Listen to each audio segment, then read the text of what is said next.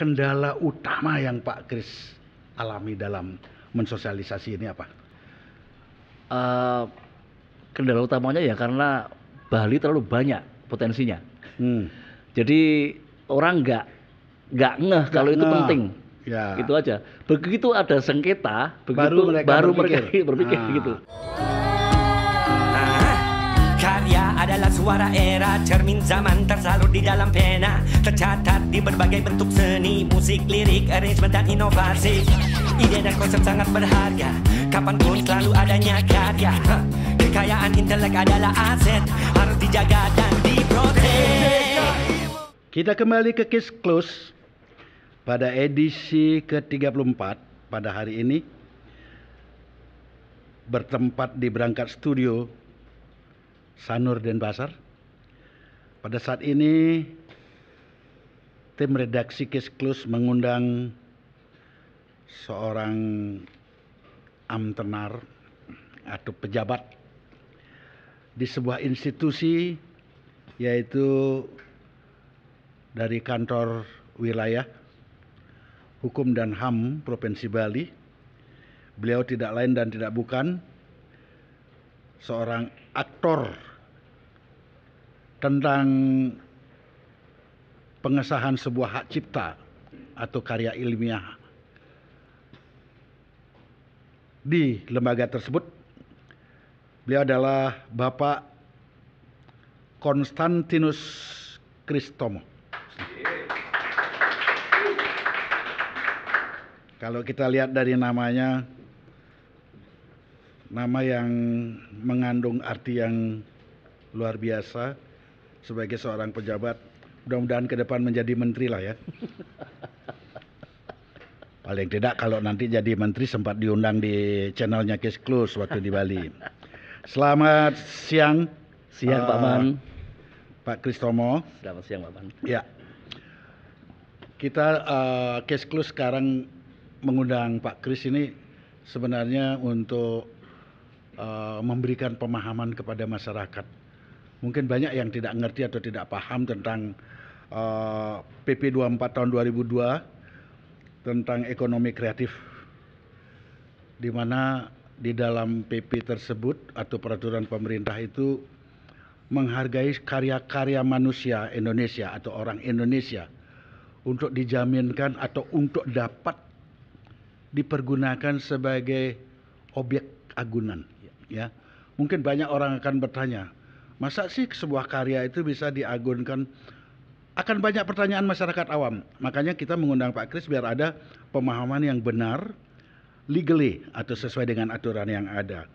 Masa sih sebuah karya seni atau kekayaan intelektual lain yang sebenarnya tidak bisa dilihat secara physically, namun dapat dipergunakan sebagai jaminan untuk objek agunan di sebuah bank atau institusi keuangan negara. Nah, seperti apa sebenarnya hal ini Pak Kris, dari pemahaman Pak Kris sebagai divisi pelayanan hukum di Kanwil Kehakiman dan ininya masyarakat Bali. Seperti apa? Baik, terima kasih Pak Man. Terima kasih sekali sudah diundang di Case Close ini, dan saya sangat apresiatif buat Pak Man. Semoga topik-topik mengenai kekayaan intelektual ini lebih sering dimunculkan di sini. Ya, karena di Bali banyak sekali potensi kekayaan intelektual, baik individual maupun komunal, terlebih komunal Pak Man. Dan sosok Pak Man sebagai magnet media itu bisa sangat sangat membantu masyarakat untuk bisa memahami. Betul. Nah, dalam konteks PP 24 tahun 2022 ini adalah pelaksanaan dari Undang-Undang Nomor 24 2019 tentang ekonomi kreatif. Sebenarnya yang diatur di PP ini nggak cuma pembiayaan. Ini ada 6 pembiayaan, ini saya harus baca. Ada 6 lingkup, 6 poin yang urgensinya tinggi bagi masyarakat atau publik ya. Betul. Jadi pembiayaan, kemudian fasilitasi pengembangan sistem pemasaran, infrastruktur, insentif bagi pelaku ekonomi kreatif, tanggung jawab pemerintah, baik pusat maupun daerah, serta penyelesaian sengketa pembiayaan. Dalam konteks ini adalah sebuah terobosan yang diberikan sebagai apa ya, pemicu ekonomi kreatif yang saat ini sedang menanjak. Ya. Jadi kalau kita melihat di banyak negara, sebenarnya sebuah negara itu bisa dikatakan maju di satu sisi itu jika mau menghargai hasil betul, karya orang ya. Betul. Dan aset yang tadi Pak Man bilang intangible yang nggak bisa dilihat itu benar-benar sudah bisa menjadi objek. Iya, menjadi fondasi. Misalnya gini, di banyak negara itu, misalnya di negara-negara maju, misalnya hak paten, merek, dan lain-lain itu bisa menjadi pendorong ekonomi.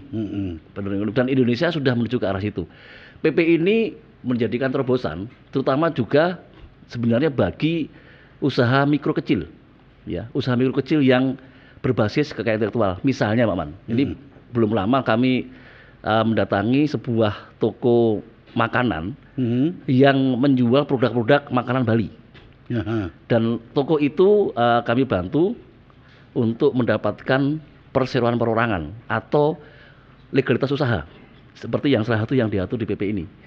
Jadi UMK itu di satu sisi usahanya, legalitas usahanya itu kita dorong untuk memiliki badan usaha, perseroan perorangan. Jadi satu orang itu sudah bisa mendaftar.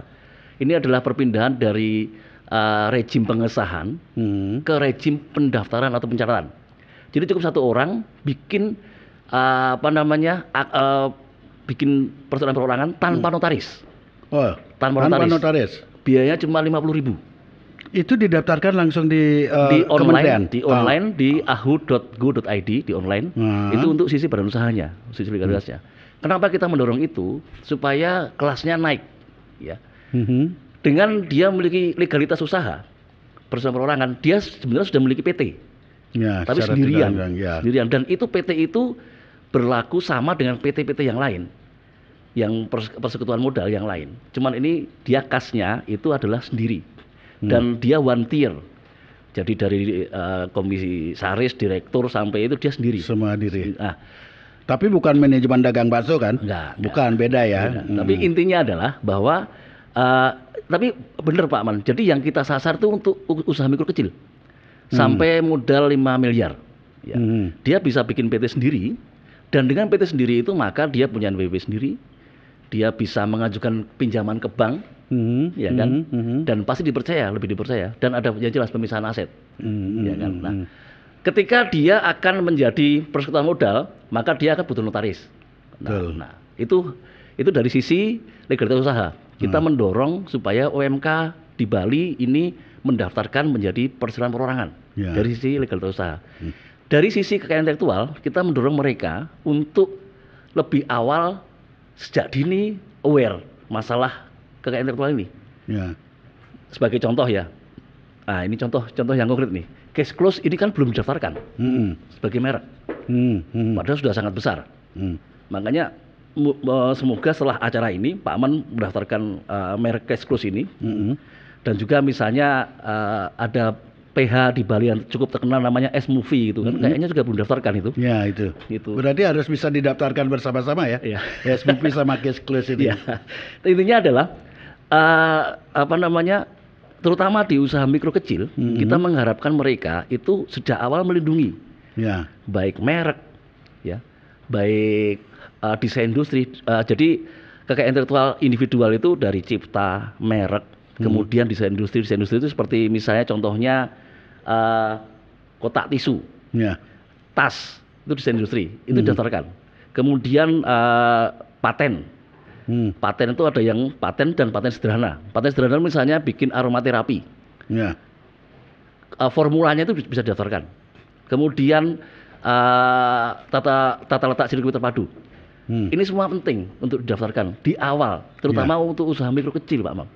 Nah, ketika dia sudah mendaftarkan, maka dia dengan adanya PP ini dia berpeluang mendapatkan insentif, ya, baik pembiayaan maupun insentif lain misalnya pajak, dia mungkin dia lebih rendah pajaknya ketika di UMK.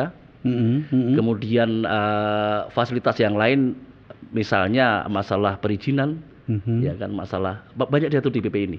Jadi pembiayaan di PP ini menjadi satu dari sekian dari 6 tadi itu. Nah, pertanyaannya adalah apakah bisa intangible aset tadi dipakai sebagai jaminan fidusia? Ini kan kayak kita pinjam, kita kredit motor kan? Iya, betul, ya betul. Kan? Kepemilikannya masih di tempat si peminjam kan? Ya kan? Yang penguasaannya meminjam, kan, penguasaannya. Nanti ketika nanti bersengketa maka mungkin bisa ditarik atau apa. Hampir yang sama. Sertifikat kekayaan intelektual ini bisa dijaminkan. Oh, berarti sertifikat yang ke haki ini yang bisa dijaminkan ya? Jadi tadi dari cipta, kemudian merek, kemudian paten dan paten sederhana, desain industri, tata letak sirkuit. Nah, ini Pak Man, ini yang saya juga mau sampaikan. Seringkali kita AB masalah merek ini. Jangan salah, ketika awal COVID, kita semua pakai masker. Jangan salah, Louis Vuitton itu mengeluarkan masker kain harganya $350 atau sekitar 5 juta. Laku. Kalau kain yang dibikin oleh kita mungkin nggak laku, tapi karena brand Louis Vuitton itu jadi laku. Artinya apa? Brand itu punya value. Nah, valuasi inilah nanti tugas dari OJK, tugas dari lembaga keuangan yang untuk memberikan penilaian. Ya, seberapa besar nilai dari merek ini, ya kan, dari merek yang dijaminkan itu. Jadi tentu ini butuh dan PP ini kan baru diundangkan bulan Juli kemarin dan ada waktu 1 tahun dari saat diundangkan. Satu tahun. Berarti 2023 Juli itu sudah implementasi. Nah, selama setahun ini pasti dari sekian banyak pemangku kepentingan mereka membuat aturan turunannya. Nah, di Kemenkumham sendiri kami kebagian untuk pusat data kekayaan intelektual PDKI-nya. Pusat data ini harus nanti memiliki link dengan OJK, mau nggak mau. Jadi ketika dijaminkan di bank atau non bank kayak leasing itu, ketika dicek di datanya ada. Kan gitu. Dan mereka hanya ngeklik link itu untuk OJK melihat ini sudah terdaftar belum, kan gitu seolah-olah begitu. Sah atau enggak, valid atau enggak nih. Gitu. Makanya ini dalam konteks ini saya mau mengingatkan juga, misalnya hak cipta. Hak cipta itu kan ada 2 jenis. Yang pertama first to publish, yang kedua first to file. First to publish itu yang pertama mempublikasikan, dialah pemilik hak cipta itu. Misalnya lagu, tiba-tiba dinyanyikan oleh Pak Man. Lagu pertama kali dinyanyikan oleh Pak Man, ciptaan Pak Man. Nah, Pak Man yang memiliki hak cipta, tapi belum didaftarkan. Nah, dengan adanya PP ini, kita mengharapkan teman-teman mendaftarkan. Jadi nggak lagi first to publish. Kalau mau dapat fasilitas tadi ini harus dicatatkan. Ya. Nah, untuk pencatatannya saat ini sudah ada persetujuan otomatis pencatatan hak cipta dan itu cukup butuh waktu cukup 15 menit. 15 menit, jadi daftarkan aja 15 menit, tinggal bayar PNBP. PNBP itu kan langsung ke rekening negara. Bayar PNBP, udah langsung keluar sertifikat. Itu bisa dipakai untuk ini jaminan. Ya, gitu. Tapi nilainya Pak Man, nilai jaminannya seperti apa? Itu kewenangan dari lembaga yang beda. Bukan di Kemenkumham. Ya, itu juga akan menjadi pertanyaan. Nah, sebelum melanjut saya akan mengenai valuasi atau value dari sebuah nilai dari hasil karya manusia atau orang yang sudah didaftarkan sebagai hak cipta. Bagaimana cara atau metode yang dipergunakan Kemenkumham Bali untuk mensosialisasi aturan-aturan seperti ini? Apakah punya media tersendiri kah atau mempunyai sistem mensosialisasi dengan seperti apa tentang hal ini kepada publik?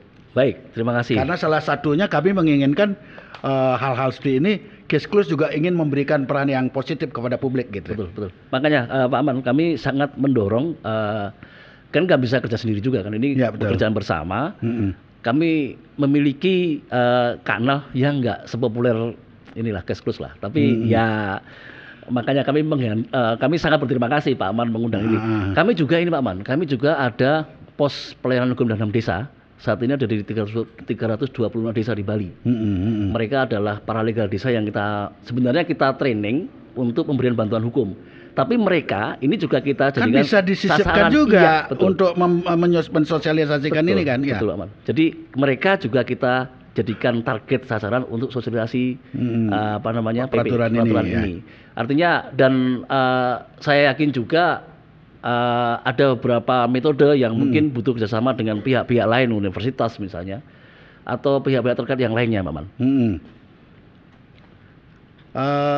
Terus ini sebenarnya memang kewenangan, bukan kewenangan Kemenkumham. Kemenkumham, karena di sini ada mempertanyakan bagaimana pola penilaian yang akan dilakukan oleh OJK atau dunia perbankan terhadap ini. Apakah dalam hal seperti ini ada usulan atau catatan tentang nilai itu dari Kemenkumham nggak ada ya? Nggak ada. Cuma karena pengesahan aja ya? Iya, karena itu memang ranahnya mereka. Tapi gini Pak Man, yang bisa kita lakukan adalah hal seperti ini. Kita dari awal kita sudah harus mensosialisasikan pentingnya pelindungan kekayaan intelektual. Itu yang paling utama dari sisi ini. Sehingga sebenarnya semakin awal orang sadar bahwa dia memiliki aset yang nggak kelihatan, tapi itu aset. Itu sebenarnya mempunyai nilai, tapi mereka belum tahu kan? Iya, itu yang paling penting sebenarnya. Makanya teman-teman seniman, musisi atau terutama UMK yang memiliki merek itu harus segera didaftarkan. Karena kita jangan lihat sekarang mungkin ya, nggak tahu 5 tahun lagi misalnya merek ayam betutu apa itu tiba-tiba restorannya terkenal sekali, ya kan? Dari awal sudah kita catatkan. Dari awal sudah kita daftarkan mereknya, dan itu kemudian value-nya kan menjadi lebih besar. Mempunyai nilai mempunyai nilai. Seperti kalau kita ngopi di warung kopi biasa dengan warung kopi yang branded seperti Starbucks dan lain-lain. Mungkin kopinya sama-sama kopi Kintamani gitu kan. Tapi di sana harganya secangkir 80.000 gitu kan misalnya. Di warung kopi cuma 5.000 atau 10.000 kan? Ya itu value dari berarti brand di sana itu. Value dari brand itu ya. Nah, itu dari awal kita menyarankan supaya itu disadari. Kita jangan melihat sekarang ini saat ini. Aduh, ini ketika usaha mikro kecil. Enggak, jangan itu. Kita lihat nextnya ya. Kedepannya seperti apa? Nah, ini Pak Man juga yang mau saya sampaikan. Di Bali ada beberapa kasus itu sengketa merek. Jadi ada oknum yang kemudian misalnya saya jalan-jalan ada restoran. Wih, ini laris sekali. Kemudian dicek belum didaftarkan mereknya. Dia mendaftarkan mereknya. Contohnya ya. Sehingga kemudian sengketa, si restoran itu kemudian nggak bisa mendaftarkan mereknya. Ya, karena sudah mendahului, didahului ya. Ya itu, dan itu kan akhirnya sengketa kan. Coba kalau dari awal teman-teman sekalian sudah menyadari ini penting ini. Ke depan ini aset kita yang sangat penting ini. Yang kelihatan tidak berwujud tapi mempunyai nilai. Itu yang sebenarnya selama ini masih sangat awam bagi masyarakat kebanyakan ya. Dan Pak Man, itu kan nggak cuma hak cipta, nggak cuma merek, ada paten. Paten, ada yang paten sederhana tadi. Misalnya saya menemukan formula untuk aromaterapi yang bisa bikin saya melek 24 jam misalnya contoh. Ya, betul. Itu saya kemudian bisa mendaftarkan itu. Kayak Holly Tirta mungkin. Ini harus ditut itu kan. Tapi bahwa kemudian formula ini jangan sampai kemudian diambil orang. Saya daftarkan dulu. Ketika nanti ada produk yang sama, kok sama seperti ini ya saya bisa menuntut. Kan gitu. Itu paten sederhana, belum paten yang kayak paten yang belum lama kita tahu Jinus itu. Jinus yang itu kan yang bikin orang-orang UGM dan itu sudah jadi miliarder mereka. Nah, juga ini desain industri yang sipil. Kemarin ada UMK yang datang ke Kanwil. Dia itu usahanya ini Pak Man, bikin handbag tapi dari karung goni. Dan itu ada merek, dan itu dia memiliki merek. Itu sedang kita dorong supaya dia mendaftarkan itu. Kenapa kok kita selalu menyampaikan pentingnya merek, desain industri, kemudian pentingnya merek. Kalau kita kembali ke merek itu kan jaminan kualitas. Kalau kita mengucapkan merek apa, itu langsung kebayang kualitasnya seperti itu. Artinya ketika kita mencatatkan merek kita, maka kita harus bertanggung jawab terhadap kualitas dari barang yang produk yang, itu ya. Ya, gitu. Jadi yang bisa kita lakukan adalah kita tadi mendorong masyarakat untuk melindungi dari awal. Baru kemudian mengkomersialisasikan produk-produknya gitu. Ya, betul. Kan? Salah satu breakthrough-nya adalah dari PP ini untuk komersialisasinya. Kemudian di sisi lain kita mendukung mereka UMK terutama itu untuk memiliki legalitas usaha, badan usaha, sehingga pede lah dia. Ya, berarti Kemenkumham itu lebih banyak pertanggungan jawabnya, khususnya PP 24 2022 ini adalah tentang legalitas atau keabsahannya ya. Betul, Pak Man, betul. Sedangkan soal untuk menjaminkan apa yang sudah legal ini, value-nya itu ditentukan oleh institusi yang berbeda. Berarti tidak bisa kita gabungkan kewenangan Menkumham dengan OJK ya, atau lembaga keuangan. Iya. Terus Pak Kris tadi di dalam penangkapan saya ini, mudah-mudahan tidak terlalu jauh dengan apa yang disampaikan oleh Pak Kris sebagai narsum ya. Kalau kita berbicara judulnya ini kan PP nomor 24 tahun 2022 tentang ekonomi kreatif. Ya. Untuk undang-undangnya 19 ya. 24 tahun 2019. 2019 ya. Kalau kita berbicara kreatif, cenderung kalau menurut pemahaman saya yang ingin dirangsang oleh peraturan ini adalah merangsang usaha kecil ya. Lebih merangsang kepada usaha kecil. Mikro kecil ya. Tidak mungkin dia akan merangsang yang sudah besar. Ya. Katakanlah Sritek, PT, BNI atau Mandiri kan tidak mungkin. Yang produk hasil kreatif orang per orang atau masyarakat kecil untuk membuat menjadi value yang bisa dipertanggungjawabkan secara hukum kan gitu sebenarnya. Nah, sejauh mana sudah selama mulai katakanlah undang-undang ini atau PP ini diumumkan atau dipublish meskipun per Juli sampai Agustus ini, evaluasi dari Menkumham terhadap kepercayaan publik atau pengetahuan publik soal ini seperti apa? Sudah adakah yang paham untuk mendaftarkan hasil karya mereka atau produk-produk mereka untuk didaftarkan ke Kumham? Jadi terlepas dari adanya PP ini, sebenarnya untuk pendaftaran itu kan sudah dari dulu ya. Dari dulu sudah ada. Dan justru dengan adanya PP ini maka ini menjadi pendorong kami juga untuk semakin masif menyasar ke UMK masalah pelindungan kekayaan intelektual ini. Kalau secara garis besar Pak Man ya, kalau di Bali itu pendaftaran KI-nya cukup besar. Cukup besar dan seperti pendaftaran hak ciptanya aja sampai berapa? 30.000 kalau salah. Ya, di Bali setahun ya. Setahun ya. Nah, ini sudah peningkatan luar biasa. Karena kalau dari dulu orang sangat tidak peduli dengan hak cipta ini. Betul. Ya memang gitu Pak. Jadi memang kenapa orang nggak peduli? Ya itulah karena rejim KI ini kan beda dengan mungkin yang terjadi di Bali. Di Bali orang bikin patung, orang bikin motif ukiran itu kan untuk ibadah, ya kan, untuk ibadah. Tapi kemudian kalau itu tiba-tiba di foto orang, kemudian motifnya ditiru, ya kan, kemudian dibikin desain industri untuk kerajinan perak atau apa, itu kan jadi masalah. Kemudian makanya mau nggak mau kita harus shift nih, berpindah dari paradigma, oke lah, yang itu masih tetap ada, misalnya untuk ibadah masih tetap ada, tapi pembuatan pembuatan kekayaan intelektual yang untuk individu itu juga harus mulai kita sadari bahwa ini memiliki nilai komersil. Betul. Itu. Nah, artinya begini, Pak Kris ingin saya pertegas sekali lagi, umpamanya, saya mempunyai keahlian memahat. Saya membuat model yang akan saya pergunakan. Wah, ini akan mungkin saya punya intuisi bisnis juga di sini. Oh, kalau saya buat model ukiran untuk wadah tahu wadah ya? Wadah Untuk itu. orang bawa mayat ke kuburan, orang ngaben. Oke. Ya, dari ukiran itu saya membuat ciri khas umpamanya. Di setiap wadah itu kan ada karang bomo, di setiap sudut itu ada ukiran yang umum sudah dipakai.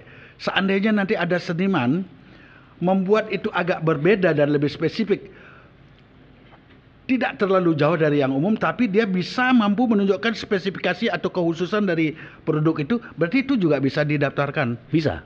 Ini mungkin salah satu maksud daripada PP 24 ini ya, 2022 Ya. untuk melindungi kreativitas atau hasil karya berpikir yang positif yang sudah dituangkan dalam bentuk produk ya. Ya. Tapi ini Pak Man, nanti ini di pasal 10 ini KI yang dapat dijadikan objek itu harus selain tercatat itu sudah harus dikelola baik sendiri ataupun dialihkan pihak lain, dalam artian sudah ada komersialisasinya. Ya. Jadi jangan hanya misalnya ini saya mau bikin desain perak misalnya, tapi masih di pikiran saya, belum diwujudkan. Belum, ya. Itu sudah harus diwujudkan dan sebaiknya memang sudah bernilai komersil. Ya, gitu. ya. Kembali ke tadi Pak Man yang desain untuk Ukiran lah, katakan ukiran yang untuk ngaben gitu ngaben lah, ya. tadi itu saya nggak tahu apakah itu ada sisi komersilnya atau enggak. Kalau memang ada, itu sebaiknya segera dicatatkan aja, dicipta masalah motifnya. Karena itu akan pasti menjadi model nanti. Karena begini, Oke. Saya paham maksudnya Pak, penjelasan Pak Kris tadi. Otomatis sekarang udah banyak ini modelnya. Ya. Saya sekarang buat model baru. Ya. Saya akan buat dulu contohnya.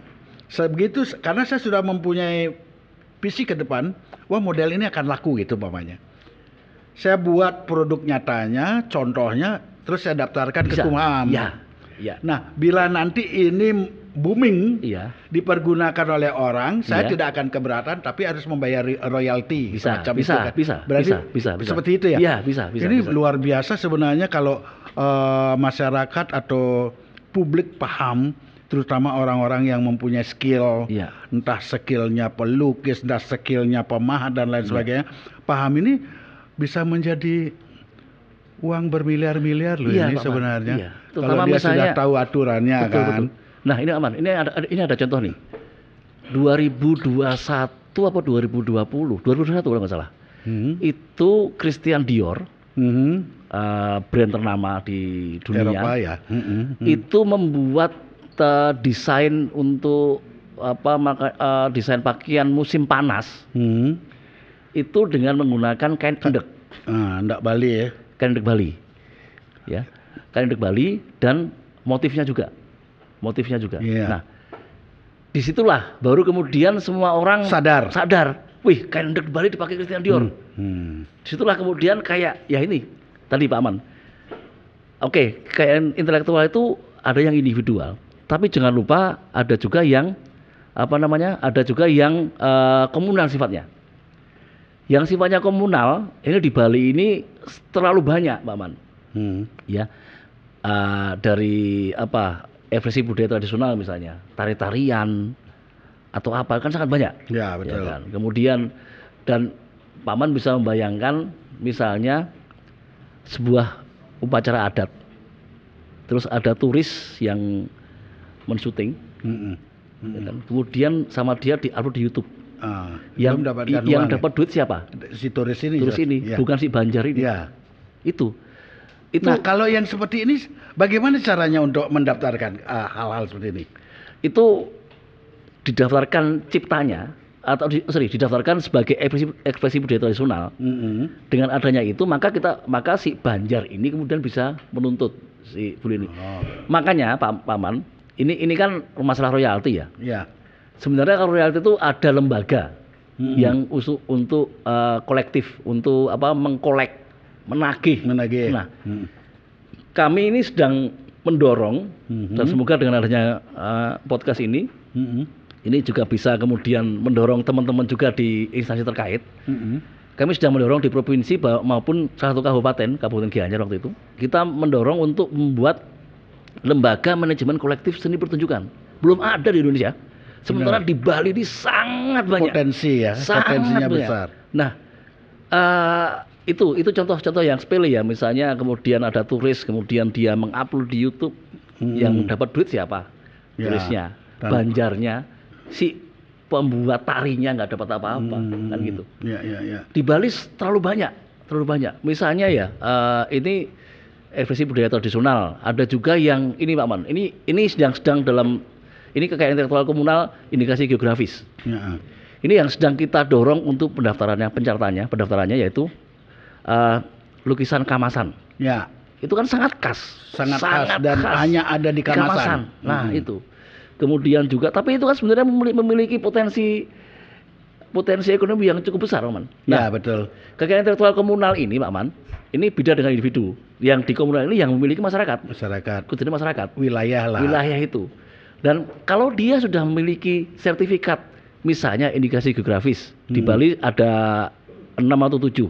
Misalnya perak celuk. Perak celuk, kemudian ada kopi Kintamani, ada kopi Pupuhan, kemudian ada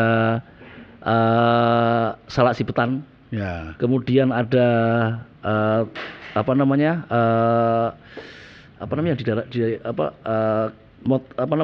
ini endek tapi yang di Karangasem. Oh ini songket. Gringsing. Nah, gringsing itu kan luar biasa. Gringsing itu mestinya sudah wajib dipatenkan itu. Sudah dapat indikasi geografis. Sudah punya geografis. Nah, barang-barang yang sudah memiliki indikasi geografis itu ketika diekspor nilainya lebih mahal. Oh ya? Iya. Garam Amet. Ini yang sedang digarap juga sedang kita dorong juga garam Kusambe. Itu kalau dia ada sertifikat indikasi geografis, maka ketika diekspor nilainya lebih mahal, Pak Man. Ini yang teman-teman juga harus menyadari juga bahwa nggak cuma individual loh yang punya kekayaan intelektual, tapi juga komunal. Jadi melalui Posyandu Hamdes waktu itu kami pernah minta mereka untuk menyebutlah upacara adat apa yang ada di situ. Itu kan ekspresi budaya tradisional namanya. Iya benar. Upacara adat dan ternyata masing-masing desa itu beda-beda ya. Iya. Tariannya juga beda-beda. Nah itu kalau didaftarkan minimal didaftarkan aja dulu. Jadi sudah terlindungi.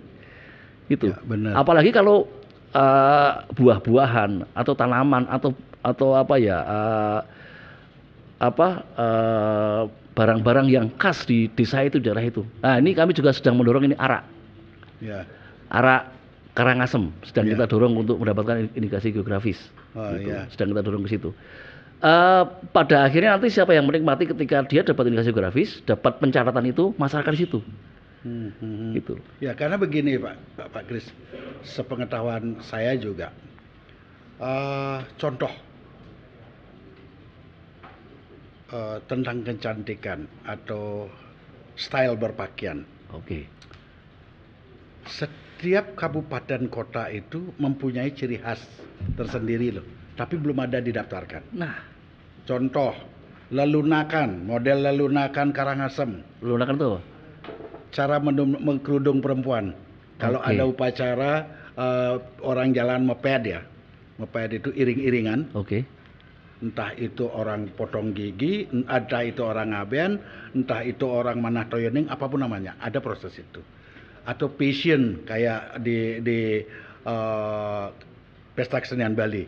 Itu ada iring-iringan. Setiap daerah itu sebenarnya mempunyai ciri khas. Betul.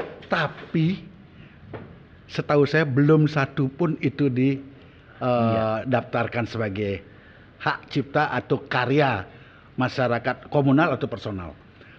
Setiap daerah itu berbeda. Tabanan dengan Denpasar pasti ada perbedaan ciri khasnya. Singaraja juga begitu. Tarian banyak sekali, Pak. Saya sangat setuju kalau ini benar-benar harus disosialisasikan kepada publik Bali khususnya atau masyarakat Bali agar paham bahwa di sana ada nilai atau value yang dulunya tidak bisa dilihat oleh kasat mata, tapi sebenarnya mempunyai nilai untuk menjadikan dia material atau value uang lah katakan. Ini perlu dibuat berkesinambungan, entah FGD atau apapun, kita mengundang pakar-pakar di setiap kelompok yang mempunyai ini untuk mendaftarkan ini ya. Terus sebenarnya ada beberapa yang sudah dicatatkan Pak. Misalnya gini Pak Man, apa kosala kosali ya? Asta kosala kosali. Itu arsitektur. sudah dicatatkan itu. Ya, karena itu memang apa namanya, arsitektur Bali yang sebenarnya mendunia. Ya. Banyak sekali pola arsitektur Bali seperti rumah tahan gempa lebih dulu Bali daripada Jepang sebenarnya. Cuman Jepang yang mempatenkan, sehingga di Bali cuma bisa bilang, oh itu menurut Asta Kosala Kosali Bali atau menurut arsitektur Bali. Karena arsitektur Bali dalam kaitan, ya kalau kita berbicara arsitektur Bali ini, itu tidak ada menggunakan pemakuan yang mati, paku yang mati. Mereka selalu pakai menggunakan caranya poros. Nah seperti ini contoh ya. Nah, ini kan tari jauh, tari barong. Ya. Drum, semuanya. Ini sebenarnya semuanya bisa didaftarkan atau dibuat menjadi hak cipta. Iya. Karena seperti tari jauh, kalau kita berbicara tari jauh di Bali orang umum karena penciptanya anonim itu. Ya.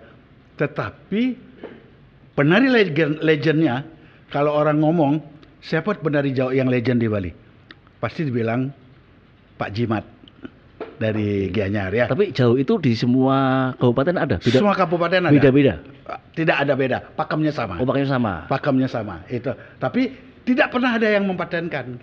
Oke. Nah, ini didaftarkan seperti ini ya, belum didaftarkan untuk menjadi paten yang bisa dipergunakan untuk mencari value atau uang kan gitu. Nah, kalau kita katakan mendaftarkan itu ke bank atau setelah menjadi ada pengesahan, prosesnya seperti film, karya film umpamanya, karya film.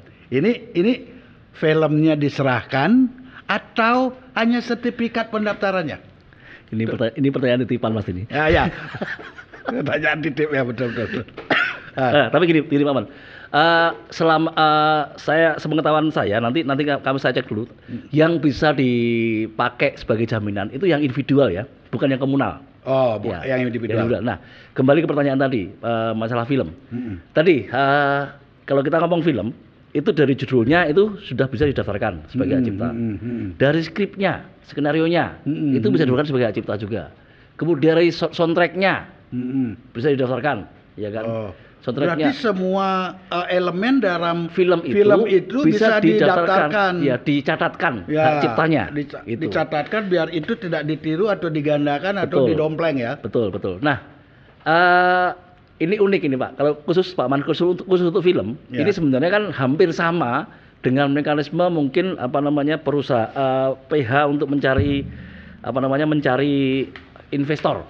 Nah, bedanya adalah kalau di PP ini investornya bisa dari bank, atau dari non bank misalnya. Tapi ini yang non bank apa? Non bank ya leasing, kayak gitu kan, non bank kayak leasing. Nah, saya nggak tahu apakah nanti seperti apa pengaturan dari OJK ya, Pak Man ya. Tapi gini Pak Man, itu harus tadi setelah sertifikat tadi disertakan, dia harus menyertakan juga ini proposal pembiayaan. Ini diatur di pasal 7 ayat 2. Perusahaan pembiayaan memiliki usaha ekonomi kreatif, jelas, ya kan? Ya, karena dia membuat film katakanlah begitu. Ya. Tapi ingat legalitas usahanya juga harus ada. Perusahaan itu harus punya PT atau badan hukum lah ya. Dan PT itu sekarang bisa perseorangan, gitu ya. Kemudian memiliki perikatan terkait ke intelektual produk ekonomi kreatif. Jadi di proposal itu kemudian dijelaskan, ini akan akan membuat film dengan segmen remaja misalnya, target penonton segini misalnya, biaya berapa, ya kayak bikin proposal aja. Tapi ini untuk ke bank, untuk ke bank dengan jaminan tadi itu ciptanya sudah dijaminkan, cipta judulnya, cipta skripnya, kemudian cipta soundtracknya, kemudian musik skornya kalau misalnya ada, ya kan. Nah, dengan adanya itu berarti kan sudah berwujud, sudah nggak lagi angan-angan, sudah berwujud, artinya sudah dikelola, sudah ada pengelolaannya, itu bisa dijaminkan. Nah, kemudian berapa nilainya itu? Nah, itu tergantung dari appraisal dari OJK, dari bank tadi, dari OJK-nya tadi, dari bank ataupun dari lembaga yang bersangkutan lah. Itu ternyata film ini apalagi misalnya sutradaranya sudah sangat terkenal misalnya, ya value-nya pasti akan lebih tinggi. Atau PH-nya sudah PH yang brand-nya sudah terkenal akan lebih tinggi jauh. Iya. Nah, itu. Berarti nanti kami dari Cashclose harus mengundang OJK atau lembaga keuangan dalam kaitan ini untuk dapat kepastian seperti apa penilaian atau value daripada karya itu, kemudian bagaimana mengeksekusi. Iya. Ketiga, kalau katakanlah sang sutradara atau sang pembuat film Wan Prestasi, seperti apa cara mengeksekusinya kan gitu. Ini kan masih banyak, berarti di sini mungkin ada hukum acaranya khusus dan lain sebagainya kan. Betul, tidak segampang itu. Berarti nanti Pak Erik kita harus menunggu lembaga keuangan yang akan kita undang sebagai narasumber untuk memberikan pemahaman yang jelas dan pasti kepada publik, sehingga tidak ada lagi interpretasi sesuai dengan pemahaman masyarakat yang tidak tepat. Ya, betul. Terus ya mungkin ini pertanyaan terakhir sekarang Pak Kris, dari proses penugasan katakanlah Pak Kris di pelayanan hukum ini, divisi pelayanan hukum dalam kaitan PP 24, kendala utama yang Pak Kris alami dalam mensosialisasi ini apa? Kendala utamanya ya karena Bali terlalu banyak potensinya. Jadi orang nggak ngeh kalau itu penting. Ya. Itu aja. Begitu ada sengketa, baru mereka berpikir gitu. Ya itu tadi contoh yang komunal ya, yang tadi begitu endek dipakai oleh Christian Dior baru itu baru marah dia. Iya. Loh kok enggak dipakai? Kok belum ada apa namanya KIK-nya kan gitu. Itulah saya juga dalam kesempatan ini juga meminta para pemangku kepentingan terutama di pemerintah daerah baik provinsi maupun kabupaten segera itu mendaftarkan kekayaan intelektual komunal. Ini yang dari sisi kekayaan intelektual komunal. Ya. Kalau dari sisi personal tadi, ini kan tiap orang itu berhak melakukan itu. Ya. Kalau dari sisi individual, maka tadi cipta, kemudian merek, paten sederhana, desain industri, tata letak sirkuit. Itu kalau sudah punya itu harus segera didaftarkan. Kalau cipta segera dicatatkan. Ingat. Pencatatan hak cipta itu sudah ada mekanisme online. Persetujuan otomatis pencatatan hak cipta cuma 15 menit. Susahnya apa? Cuma 15 menit. Ya. Kalau merek memang butuh waktu karena harus diumumkan dulu. Ada pihak enggak yang berkeberatan? Ada yang sama enggak? Gitu. Kalau merek harus diumumkan dulu, memang harus ada pengumuman dulu. Tapi mungkin waktunya berapa waktu dibutuhkan kalau merek sekitar 2-3 bulan lah. Oh, berbulan-bulan juga ya. Gitu. Karena memang harus didaftarkan dan nanti ada pihak enggak yang keberatan kan gitu. Pun misalnya ketika sudah dikeluarkan sertifikatnya ada pihak keberatan pun bisa mengajukan banding pihak yang keberatan itu. Nanti ada komisi banding merek yang akan bisa memutuskan. Betul.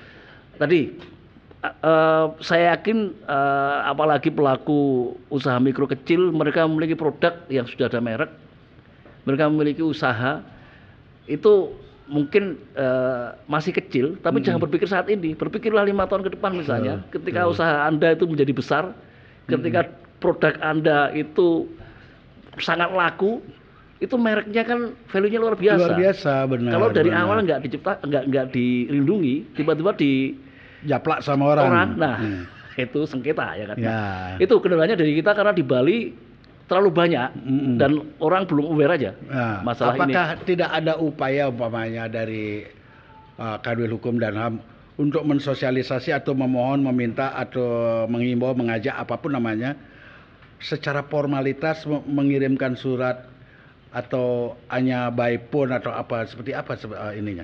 Ya, kita juga sudah melakukan usaha yang cukup maksimal belum maksimal juga mungkin ya. Tapi gini Pak Maman, ini juga yang menarik mau saya sampaikan juga. Saat ini Kanwil Bali dan Bali ini ditunjuk untuk pilot project IP and Tourism. Ini menarik. Jadi kekayaan intelektual dan pariwisata atau pariwisata berbasis kekayaan intelektual. Sudah ada 2 event, nanti akan ada event berikutnya yang cukup besar juga. Nah, di 2 event ini yang di luar bayangan kami, itu misalnya ini, kami membuka klinik pendaftaran paten misalnya. Banyak sekali ternyata dari Bali yang memiliki paten yang mau didaftarkan. Oh ya? Iya. Sehingga saya harus menelpon pusat untuk mendatangkan satu lagi pemeriksa paten.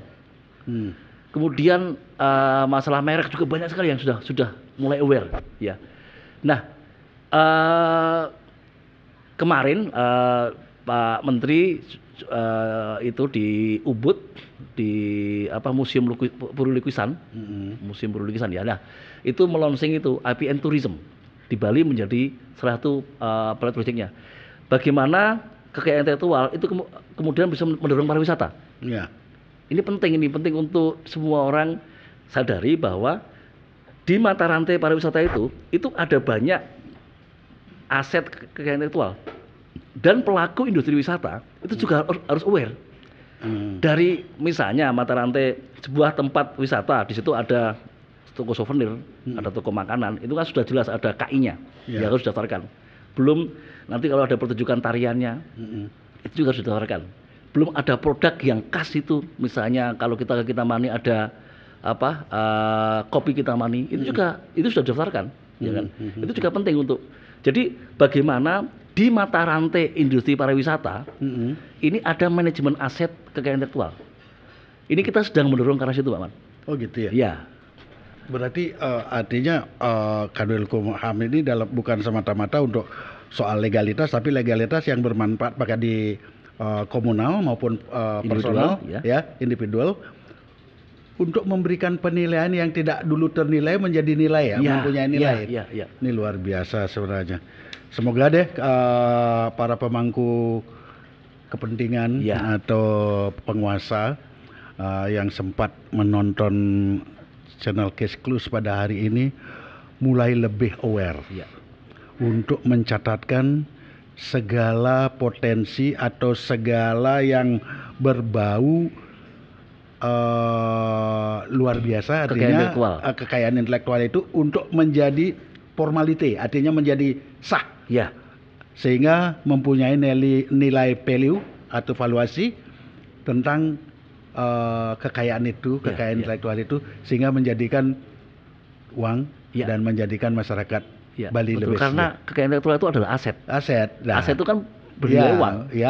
Itu yang harus kita mindset itu yang harus kita tanamkan. Betul, itu yang harus dipahami oleh masyarakat Bali. Oke Pak Kris, karena waktu pula yang harus memisahkan kita. Terima kasih atas kehadiran Pak Kris ya. Terima kasih, memberikan pemahaman dan soal kekayaan intelektual yang harus didaftarkan sehingga menjadi value untuk bisa dijaminkan di lembaga keuangan. Semoga di lain kesempatan bila ada pertanyaan lanjutan nanti dari masyarakat selama menonton Case Close edisi ke-34 hari ini, saya mohon Pak Kris berkenan untuk memberikan penjelasan. Terima kasih, saya tutup dengan Parama Sandi. Om Santi Santi Santi Om. Karya adalah suara era, cermin zaman tersalur di dalam pena, tercatat di berbagai bentuk seni, musik, lirik, arrangement dan inovasi. Ide dan konsep sangat berharga, kapanpun selalu adanya karya. Kekayaan intelek adalah aset, harus dijaga dan diprotek.